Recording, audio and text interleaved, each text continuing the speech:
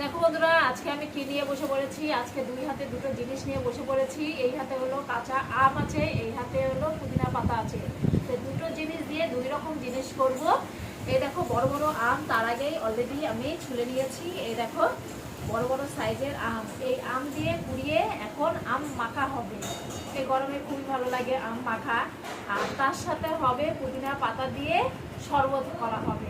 দুটো জিনিসই করা হবে, দুটো জিনিসই খাওয়া হবে। তাই চলো করে নিই চটপট, তাড়াতাড়ি করে টরেই তাড়াতাড়ি দেখি কত দূর করতে পারি। তো চলো, আম কোরানো শুরু হয়ে গেল। এই দেখো সুন্দরভাবে আমটা একটু উঁচু করো। এই দেখো, ঠিক আছে, তা কুড়িয়ে নিই সব আমগুলো। চলো, এই দেখো বন্ধুরা, এই যে কাসন্দি, এই দিয়ে লঙ্কা দিয়ে আর এর মধ্যে একটু হালকা চিনি দিয়ে মাখা হয়েছে। এই দেখো আম মাখা এটা। আর এর মধ্যে স্বাদ মতন আবার চিনিও দেওয়া হয়েছে অল্প।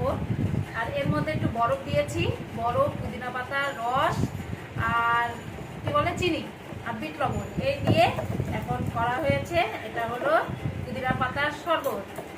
ওর সঙ্গে ইয়ে যাবে পাতিলেবুর রস। পাতিলেবুর রস, তাই না? এটা করা হয়েছে কৌটোর মধ্যে।